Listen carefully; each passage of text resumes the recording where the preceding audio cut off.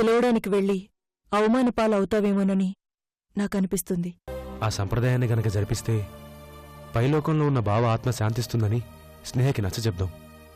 కమల్ కోసం అంటే స్నేహ ఖచ్చితంగా ఒప్పుకుంటుంది. నాకు బట్టలు పెట్టడం కాదు, బావ మీద నీకు అంత ప్రేమ ఉంటే ఆ చంపిన వాడిని తీసుకురా.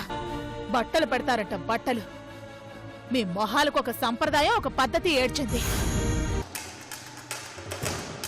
ఎక్కువ మాట్లాడారంటే చెప్పు తీసుకుని కొడతాను. నువ్వు కొడతావు ఎందుకు కొట్టావు? పోలీసోడు అండదండలున్నాయి కదా.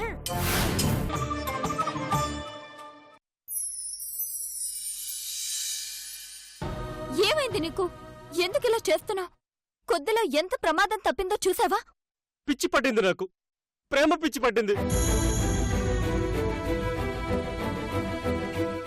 కాదు, నువ్వే పట్టించావు.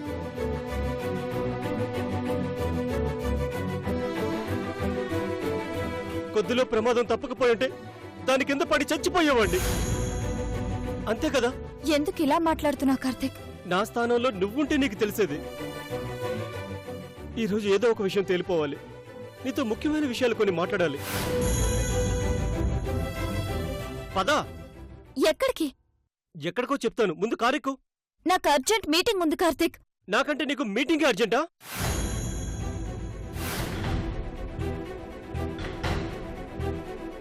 నన్ను ప్రేమించిన శిరీష్కి నాకు మించిన పని ఈ ప్రపంచంలో మరొకటి లేదనుకుంటున్నాను.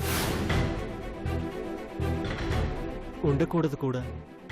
అర్థం చేసుకో కార్తీక్. అర్థం కాని స్థితిలో నేనున్నాను, అర్థం చేసుకోవాల్సిన స్థితిలో నువ్వున్నావు. మెంటల్ ఇచ్చేటట్టుంది శిరీష.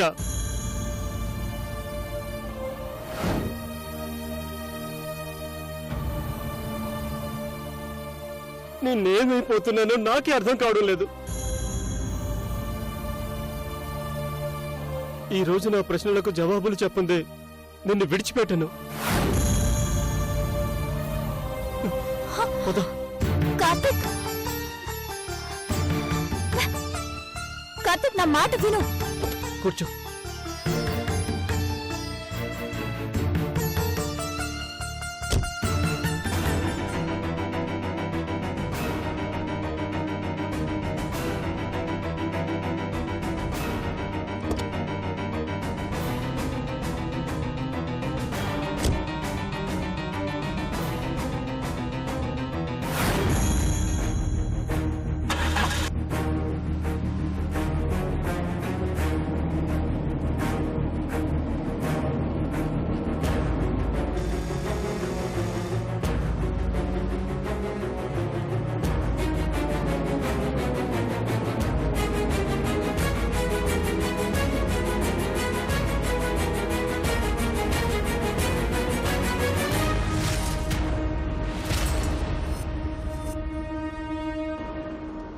సహనం చచ్చిపోయాక నువ్వు ఈ నిర్ణయం తీసుకున్నావని అర్థమవుతుంది.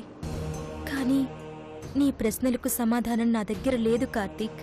ఎందుకంటే నేను నీ శిరీషను కాను, కేవలం తన రూపాన్ని మాత్రమే.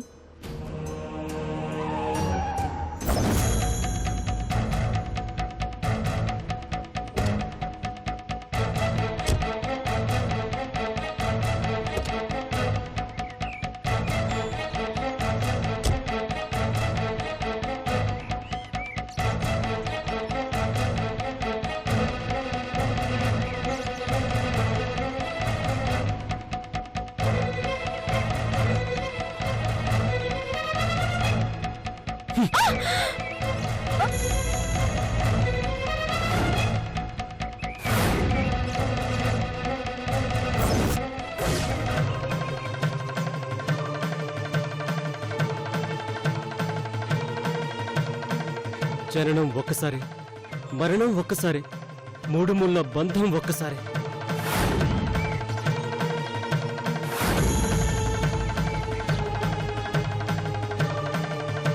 మన బంధానికి సాక్ష్యం ఈ తల్లే కదా. ఈ తల్లి ముందు అడుగుతున్నాను, నిజం చెప్పు. ఎందుకు నన్ను దూరం పెడుతున్నావు?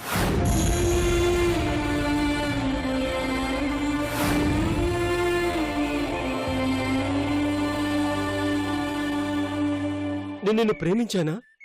నేను నీ వెంట పడ్డానా? నన్ను అమెరికా పంపించమని అడిగానా? నన్ను పెళ్లి చేసుకోమని అడిగానా? ఇందులో ఏ ఒక్కటి నేను ఆశపడలేదు.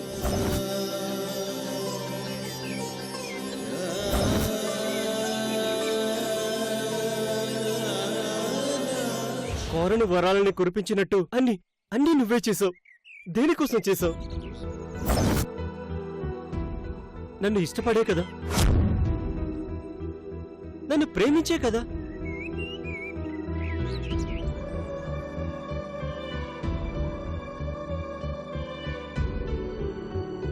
నాతో జీవితం పంచుకోవడం కోసమే కదా.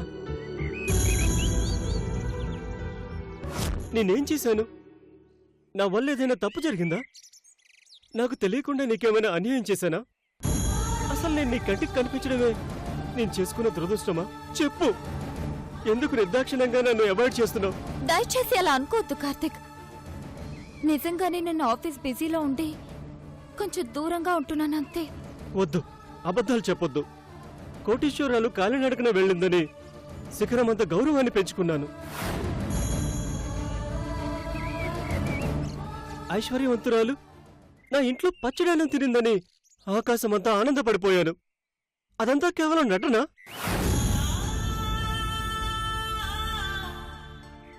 ఈ పేదవాడి దగ్గర నటిస్తే నీకేం వస్తుంది? అది నీ హాబీనా? అపార్థం చేసుకోవద్దు కార్తిక్. నేను అపార్థం చేసుకోకూడదంటే మనకున్నవి రెండే మార్గాలు. ఒకటి, మనకి పెళ్ళయిందని 2 కుటుంబాలను చెప్పేయడం. 2, నేను కట్టిన తాళి నాకిచ్చేయడం.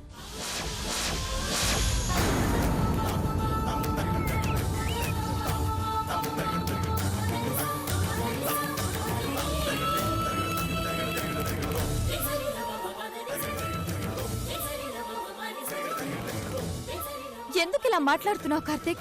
ఎందుకంటే నీ మనసులో నేను లేను కాబట్టి.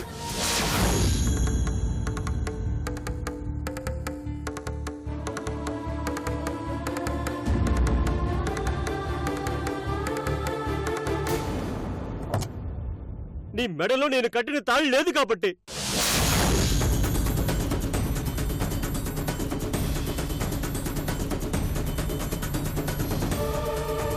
అమ్మా నాన్నలు చూస్తే ప్రాబ్లం అవుతుందని నేనే తీసి భద్రంగా దాచాను. విలువలు లేని చోట విలువైన తాళి ఉండకూడదు. నా తాళి నాకిచ్చే.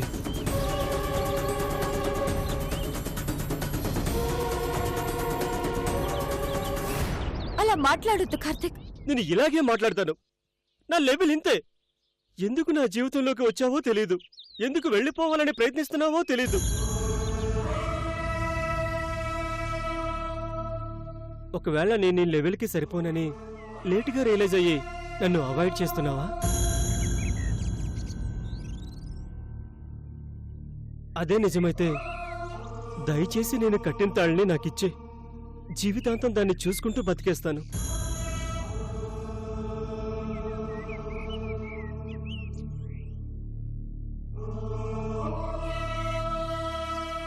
ప్రేమనే పదానికి అందమైన నిర్వచనంగా నా జీవితంలోకి వచ్చావు. ప్రేమని పంచావు. ఇప్పుడు ఎందుకు ద్వేషిస్తున్నావు? నేను ద్వేషించడం లేదు. ద్వేషించడం లేదా? లేదు. అయితే ఒక పని చెయ్యి. నిన్ను చూడకుండా ఉండలేకపోతున్నాను. నీ ఆఫీస్లో నాకు ఒక జాబ్ ఇచ్చి ప్రతిరోజు నిన్ను చూసుకునే అదృష్టాన్ని నాకు కలిగించు. నువ్వు చాలా సులభంగా నన్ను మర్చిపోగలవేమో. నేను నిన్ను అలా మర్చిపోలేను.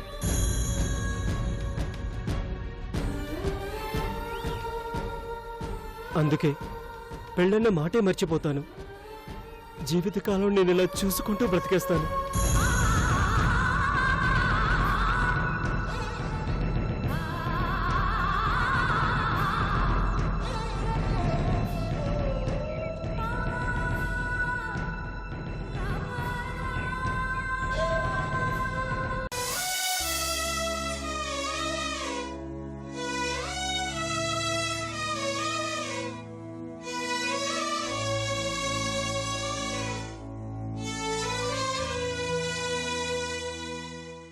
ప్రేమనే పదానికి అందమైన నిర్వచనంగా నా జీవితంలోకి వచ్చావు.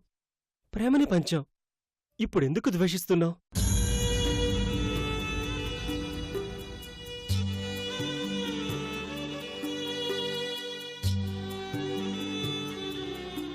నువ్వు చాలా సులభంగా నన్ను మర్చిపోగలవేమో.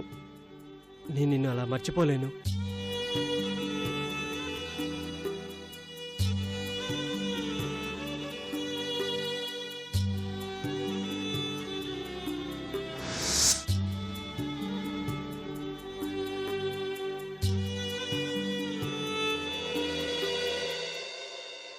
నా తాళి నాకిచ్చే.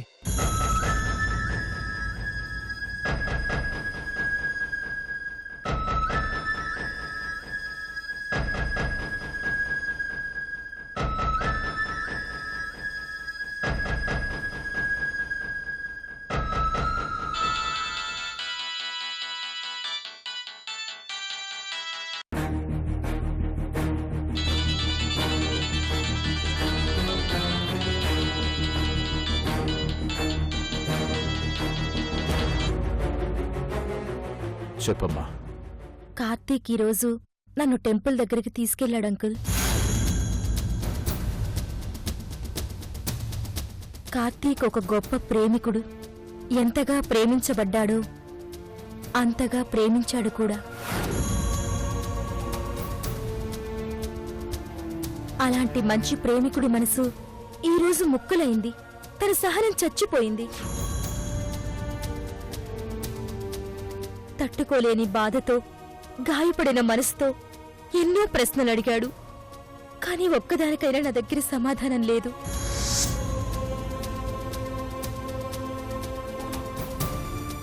మనసులో నేను లేను, మెడలో నా తాళి లేదు అంటూ మాట్లాడుతుంటే నాకే ఎంతో బాధ అనిపించేసింది.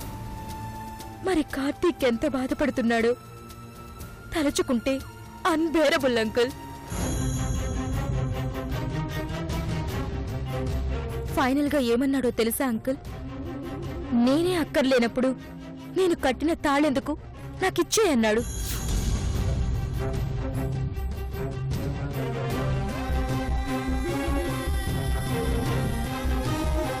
తాళి కట్టిన అధికారంతో నేను శిరీష అనుకొని నా మీద అజమాయిషు చలాయించొచ్చు. కానీ తనలా ప్రవర్తించలేదు. చివరికి ఒక్క విషయం అర్థించాడు. అర్థించాడా? ఏంటమ్మాది? తన కోసం కనీసం ఆ పనైనా చేద్దాం, ఎంత కష్టమైనా చేద్దాం. నువ్వు నన్ను దూరం పెట్టినా పర్వాలేదు, కనీసం నిన్ను దగ్గరుండి చూసుకునే అవకాశమైనా ప్రసాదించమన్నాడంకుల్. ఆఫీస్లో జాబ్ కావాలని అడిగాడు. శిరీషకున్న యావదాస్తికి యజమానివాడు. అలాంటివాడు ఆఫీసులో చిన్న జాబ్ అడిగాడా? నిజంగానే మనసు చెలించిపోతుంది.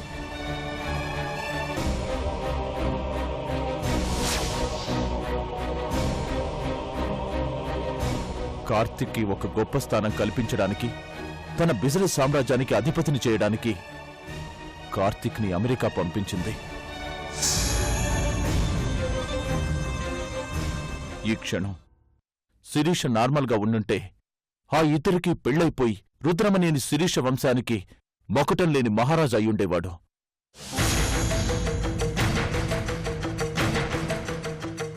అడిగింది చిన్న జాబ్, కోరింది చిన్న కోరిక. ఇచ్చేయమ్మా.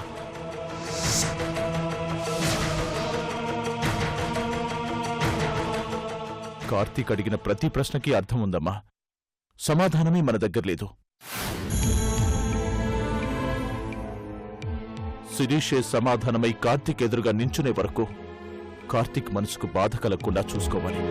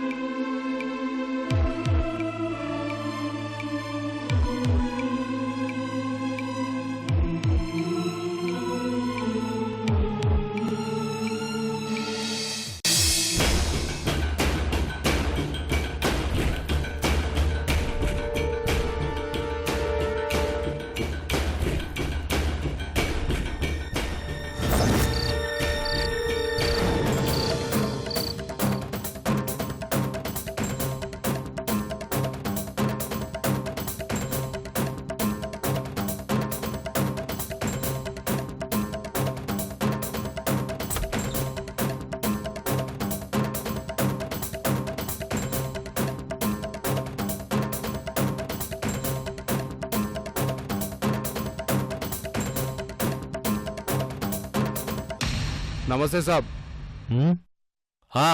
రారా. ఎందుకు సార్ అర్జెంటుగా రమ్మన్నారంట? అండర్ గ్రౌండ్లో ఉన్న నిన్ను అర్జెంటుగా ఎందుకు రప్పించానంటే, ఇన్ని రోజులు నువ్వు ఆయుధం పట్టుకుని మనుషుల్ని చంపేవాడివి. ఇప్పుడు నువ్వే ఆయుధంగా మారి ఒక పని చెయ్యాలి. అర్థమైంది సాబ్.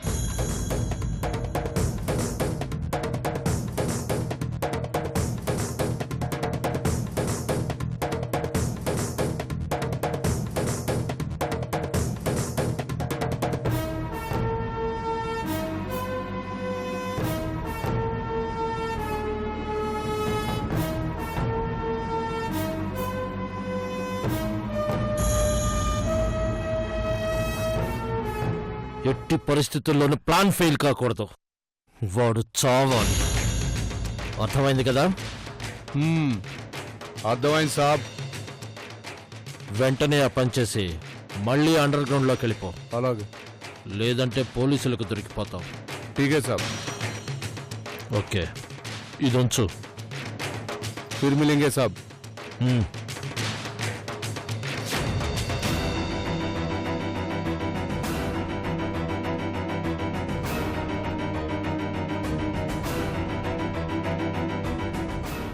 నమస్తే సాబ్.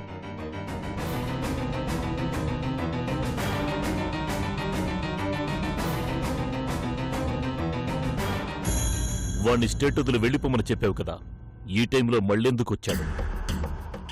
వాడిప్పుడు ఒక బాంబు లాంటివాడు. వాడిని పేల్చాల్సిన చోట పేలిస్తే మనకి ఆ జీకే గాడి మీదున్న పగ తీరుతుంది. ఎలా నాన్న? ఇప్పటి వరకు అన్నీ చెప్పే చేశాను.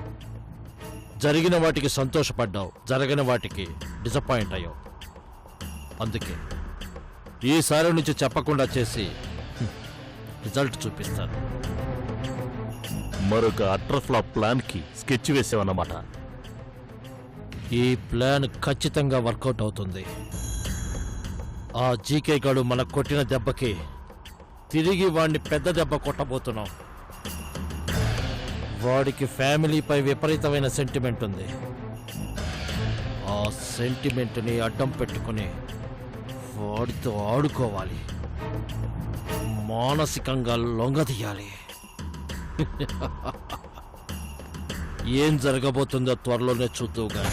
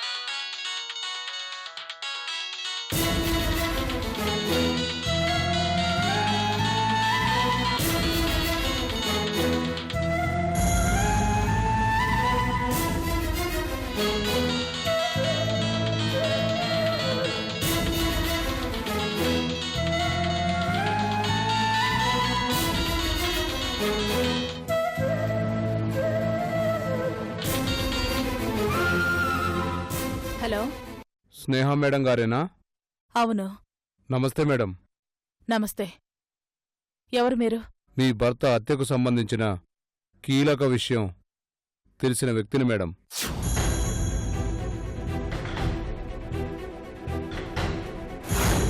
ఏంటా విషయం? ఫోన్లో చెప్పేది కాదమ్మా, ఎదురుగా మాట్లాడాల్సిన విషయం. ఎక్కడికి రమ్మంటావు? చిలుకూరు వెళ్లే దారిలో ఫంక్షన్ హాల్కి 100 మీటర్ల దూరంలో ఉంటాను. మీరు అక్కడికి వస్తే మాట్లాడదాం. వస్తాను, వెంటనే బయలుదేరతాను. దయచేసి పోలీసులను వెంట తీసుకొని రాకండి మేడం. ఇది మీకు మంచి చేసే విషయం తప్ప చెడు చేసే విషయం కాదు. నేను వెంటనే బయలుదేరుతున్నాను. అలాగే మేడం.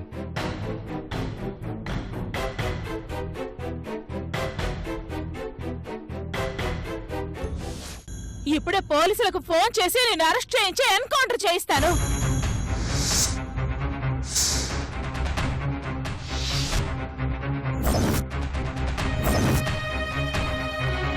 చంపింది నేనే కానీ చంపించింది మాత్రం ఆ రఘు గారే మేడం.